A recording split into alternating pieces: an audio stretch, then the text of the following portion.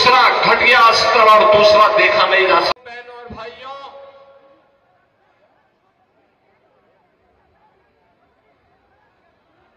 मैं प्रभु श्री राम की पावन धरा उत्तर प्रदेश की धरती से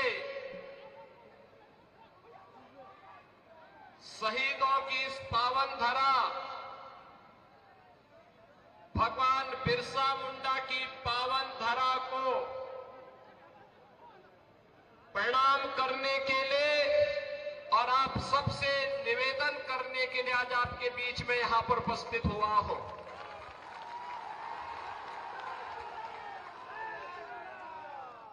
दीपावली का पर्व आपने अभी बड़े उल्लास के साथ संपन्न किया है और आज से छठ महापर्व का भी आयोजन प्रारंभ होने जा रहा है। आप सबको मैं छठ की हृदय से बधाई देता हूं और छठी माई आप सबके जीवन में खुशहाली लाए, इसकी भी प्रार्थना करता हूं। बहनों और भाइयों, आपने अभी पिछले दिनों हरियाणा विधानसभा के चुनाव के परिणाम को देखा होगा। हरियाणा के चुनाव के पहले सभी लोग क्या बोलते थे और जब चुनाव के परिणाम आए तो अकेले भारतीय जनता पार्टी 2/3 से अधिक सीट जीती और कांग्रेस धराशायी हो गई। हरियाणा के लोगों से जब पत्रकारों ने पूछा कि चुनाव के पहले तो लगता था कि कांग्रेस और उसके सहयोगी जीतेंगे, ये कैसे हुआ, तो हरियाणा की जनता ने कहा कि विकास, सुरक्षा, सुव्यवस्था और सुशासन के लिए डबल इंजन आवश्यक है और मोदी जी के नेतृत्व में अगर डबल इंजन की सरकार चले तो सोने में सुहागा है। इसलिए हरियाणा की जनता ने निर्णय लेकर के फिर से भारतीय जनता पार्टी को विजयी बनाया है। बहनों और भाइयों, हमारा ये झारखंड एकोडर्मा प्राकृतिक संसाधनों से भरपूर है। धरती आबा भगवान बिरसा मुंडा की पावन धरा है, शहीदों की धरा है। देश की आजादी के लिए अकेले कोडरमा से एक नहीं, 4 हुतात्माओं ने अपना बलिदान दे करके इस देश को ब्रिटिश हुकूमत से मुक्त करने के लिए अपना योगदान दिया था। लेकिन आज क्या हो रहा है झारखंड में, मैं देख रहा था, एक आलमगीर आलम थे, औरंगजेब, देश को लूटा था उसने, देश के पवित्र मंदिरों को नष्ट किया था उसने। और दूसरा, झारखंड मुक्ति मोर्चा का भी तो एक मंत्री था आलमगीर, जो यहां लूट करके जिसके घरों में नोटों की गड्डियां के गरीबों के झारखंड वासियों का पैसा उसके घरों में कैसे नोट की गड्डियां उसके नौकरों और उसके परिवार के अन्य लोगों के घरों में किस रूप में पड़ी हुई थी। ये लूट का इससे दूसरा घटिया स्तर और दूसरा देखा नहीं जा सकता है। और इसीलिए मैं कहने के लिए आया हूं बहनों और भाइयों, ये चुनाव उसी विकास के नाम पर जिन लोगों ने आप देने का एक अवसर भी है। भारतीय जनता पार्टी, जहां कहीं पर भी भारतीय जनता पार्टी की सरकारें हैं, उन्होंने विकास का एक मॉडल दिया, उन्होंने विरासत का सम्मान किया। आप यही सोचिए, 1947 में देश आजाद हुआ था। कांग्रेस को देश की जनता ने शासन करने का अवसर दिया था। एक लंबे समय तक उन्होंने शासन किया था, लेकिन क्या कभी किसी ने गरीबों के लिए ईमानदारी से कोई योजना चलाई? बहनों और भाइयों, मोदी जी जब 2014 में प्रधानमंत्री बने थे, मीडिया ने उनसे पूछा था कि प्रधानमंत्री बनने के बाद आपका एजेंडा क्या होगा? मोदी जी ने कहा, एक लाइन में उन्होंने कहा था, सबका साथ और सबका विकास।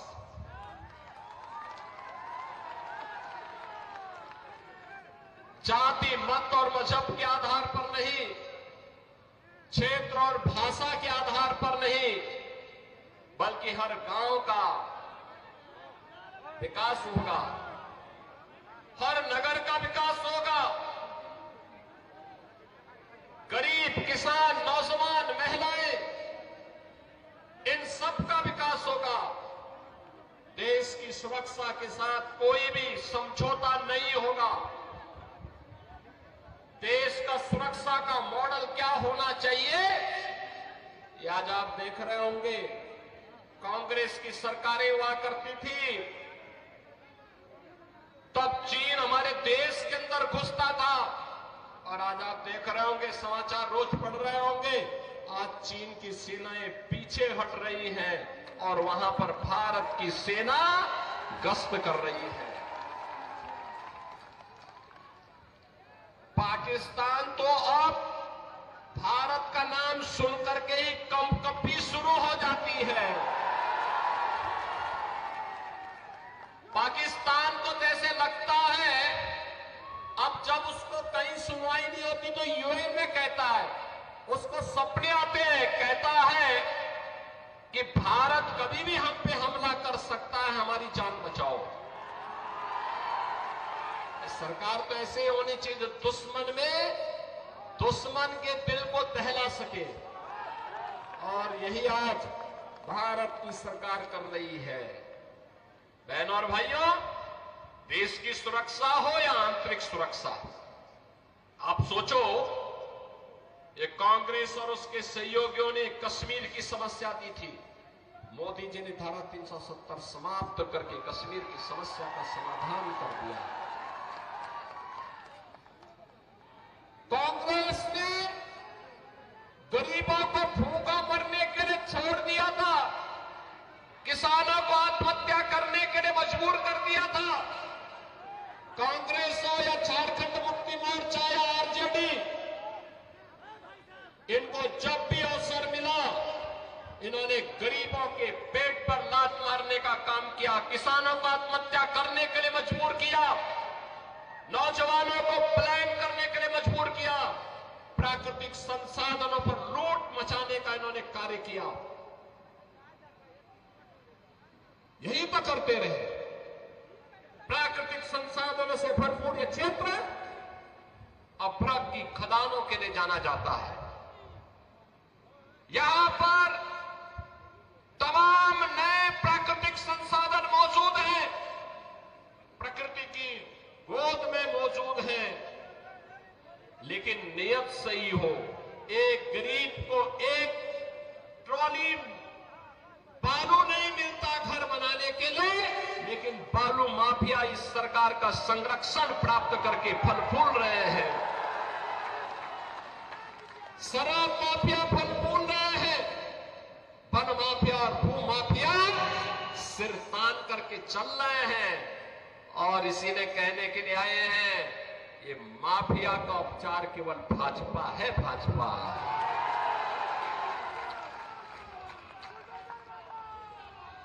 बहनों और भाइयों, 2017 के पहले उत्तर प्रदेश में भी ये माफिया ऐसे सीना तान करके चलते थे, ऐसे चलते थे।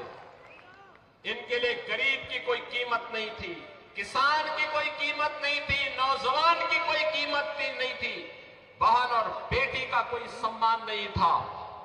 लेकिन 2017 के बाद जब उत्तर प्रदेश के बुलडोजर ने चलना प्रारंभ किया तो आज आप देखते होंगे दुर्दांत भूमाफिया, दुर्दांत से दुर्दांत भूमाफिया आज उत्तर प्रदेश की धरती को छोड़ चुके हैं। कुछ तो जेल में है और कुछ लोग राम नाम सत्य है की यात्रा में भी चले गए।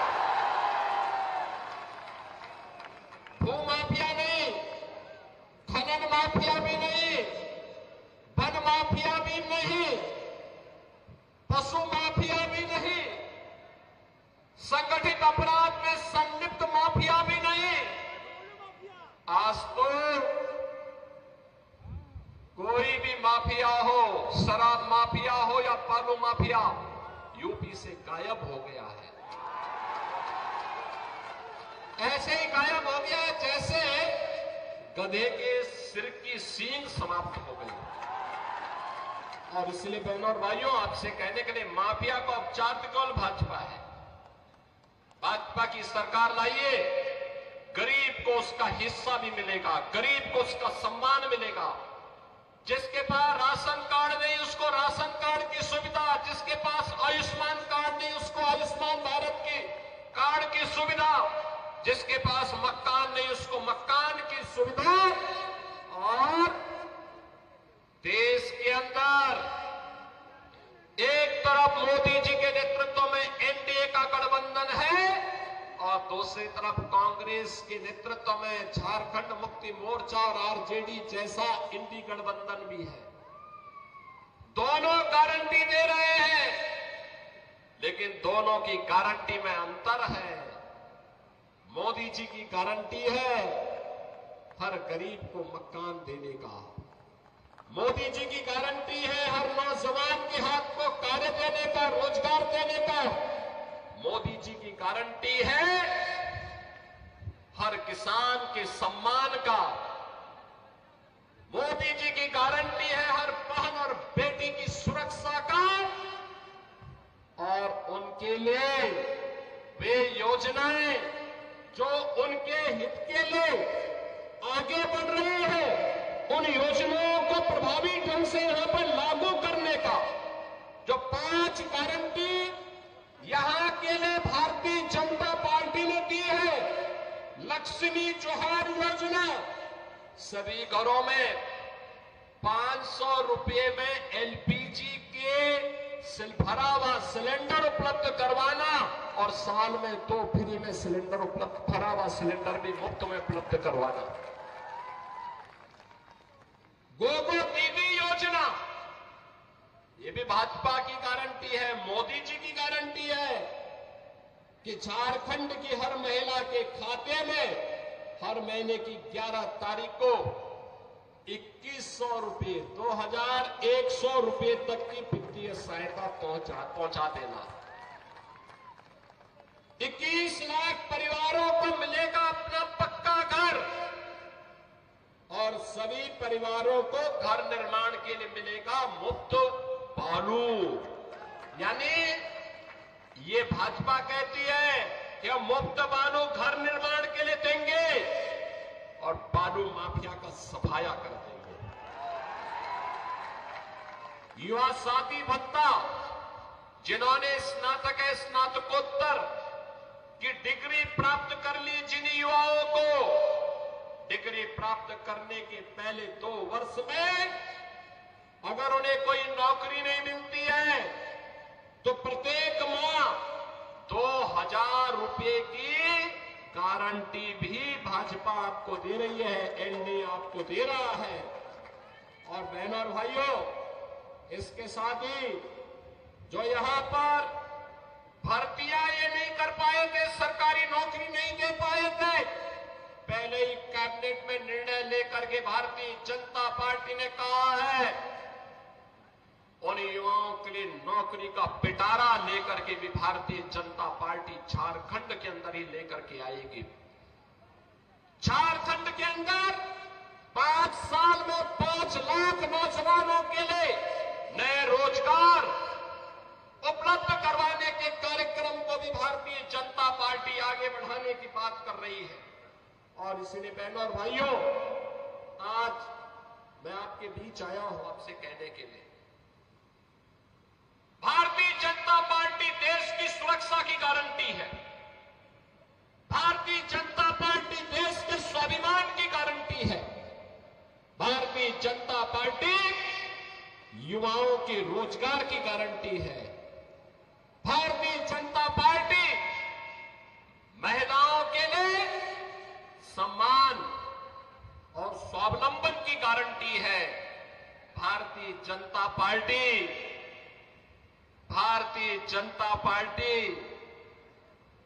विरासत और विकास के समन्वय की गारंटी भी है। याद करिए अयोध्या से तो मैं आया हूं ना। कितने लोग अयोध्या गए हैं?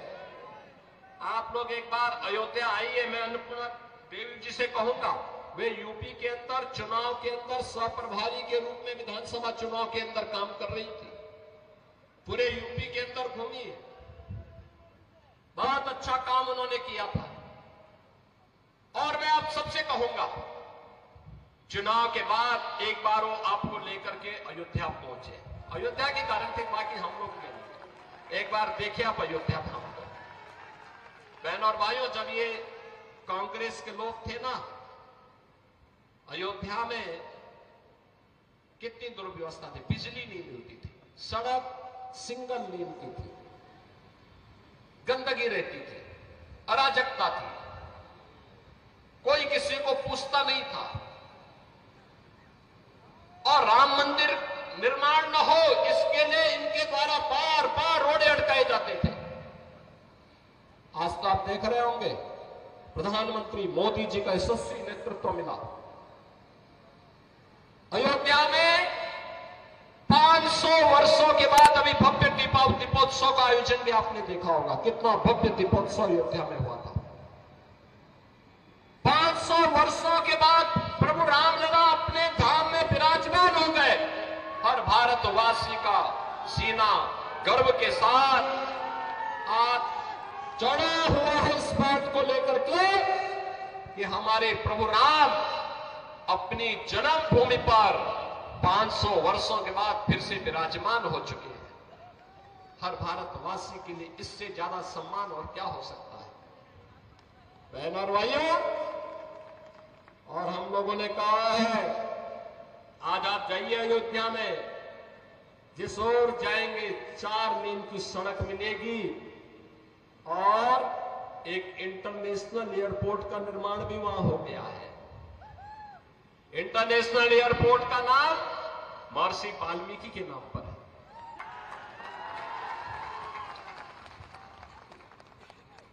वहां पे जो बड़े बड़े यात्री विश्रामालय बनाए गए हैं,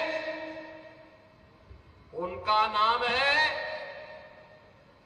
निषाद राज के नाम पर, निषाद राज गुहा के नाम पर। और जो भोजनालय वहां बन रहे हैं, जहां पे श्रद्धालुओं के लिए शुद्ध भोजन प्राप्त होता है, उनका नाम है माता सबरी के नाम पर। और याद करिए, विरासत का दूसरा उदाहरण मोदी जी ने दिया है। 15 नवंबर 13 नवंबर को आपको वोट देना है। 15 नवंबर धरती आबा भगवान बिरसा मुंडा की पावन जयंती जनजातीय दिवस के रूप में मनाने का काम भी मोदी जी ने ही शुरू किया। और इसलिए बहनों और भाइयों, आज हम सब आपके पास आए हैं। विरासत और विकास का समन्वय कैसे होना चाहिए, सुरक्षा और सुशासन का बेहतर समन्वय कैसे होना चाहिए, ये केवल और केवल भाजपा इसका उदाहरण प्रस्तुत कर सकती है। और डबल इंजन की सरकार, जैसे भी हरियाणा ने निर्णय लिया, ऐसे ही झारखंड के अंदर ये भ्रष्टाचार की चंडी, सुरक्षा में सेंध लगाने वाली, माफियाओं को प्रश्रय देने वाली, अराजकता को, गुंडागिर्दी को यहां पर बढ़ाने वाली झारखंड मुक्ति मोर्चा और कांग्रेस का, आरजेडी का जो इंडी गठबंधन है, ये देश की सुरक्षा के साथ खिलवाड़ कर रहा है, राष्ट्र के स्वाभिमान के साथ खिलवाड़ कर रहा है। इन्हें मौका नहीं देना है। वर्तमान को संवारने के लिए और भविष्य को उज्जवल बनाने के लिए आवश्यक है कि चुनाव में इनकी छुट्टी कर दो। बाकी काम तो भारतीय जनता पार्टी की डबल इंजन सरकार, एनडीए की सरकार आने के बाद स्वयं कर देगी। और इसीलिए आज मैं आप सबसे कहने के लिए आया हूं, जब अयोध्या में प्रभु रामलला के भव्य मंदिर के निर्माण के कार्यक्रम को पूरा करने के बाद मोदी जी के कर कमलों से रामलला 500 वर्षों के बाद अपनी जन्मभूमि पर विराजमान हुए, तब मोदी जी ने एक बात कही थी। उन्होंने कहा था, ये तो एक शुरुआत है, शुरुआत। आप इशारा भी समझे होंगे ना।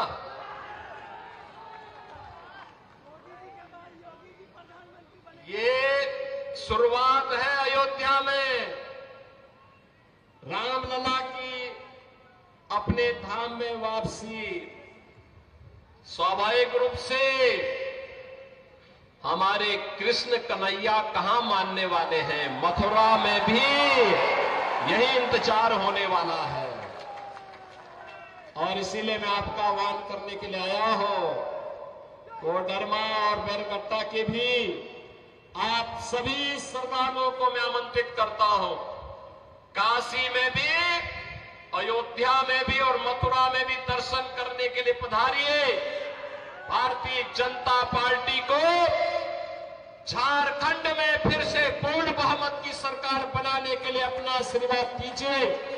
छठी मैया का आशीर्वाद आपको प्राप्त हो, इस विश्वास के साथ आज से प्रारंभ हो रहा छठ महोत्सव के लिए आप सभी को मैं हृदय से बधाई देता हूं। आप सबका मैं अभिनंदन करता हूं और आप सबसे यही अनुरोध करता हूं, भारतीय जनता पार्टी ने डॉक्टर नीरा यादव जी को कोडरमा विधानसभा क्षेत्र से अपना प्रत्याशी बना करके उतारा है और साथ साथ श्री अमित यादव को बरकट्टा से अपना प्रत्याशी बना करके आपके बीच में उतारा है। आपका आशीर्वाद इन दोनों प्रत्याशियों को प्राप्त होगा। दोनों हाथ ला करके होगा, दोनों हाथ ला करके बताओ, होगा ना? तो फिर मेरे साथ बोलेंगे, भारत माता की, भारत माता की।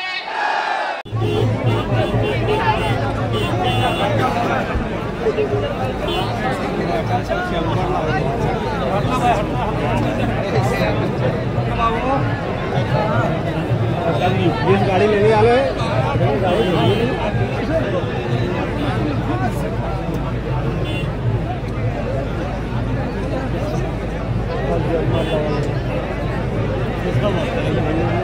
राजमा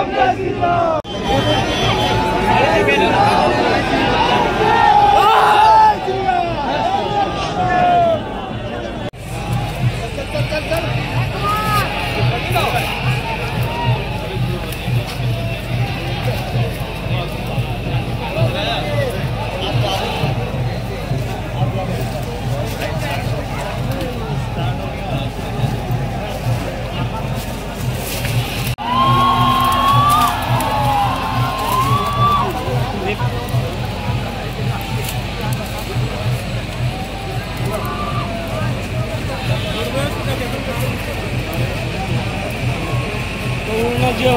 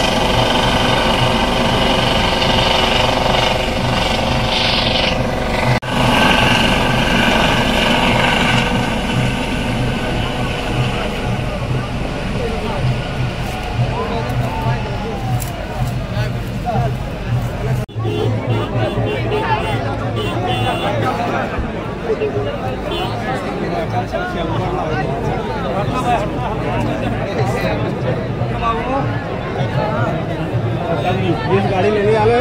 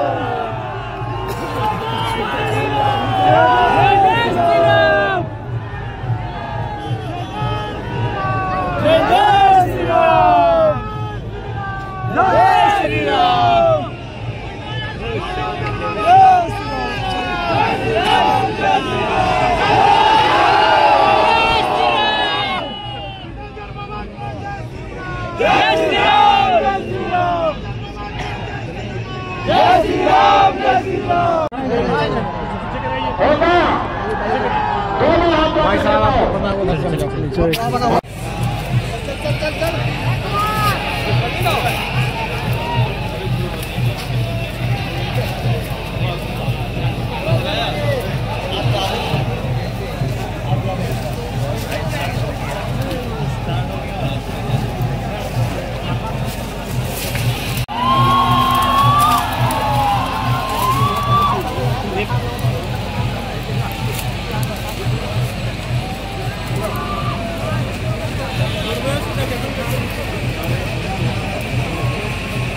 जो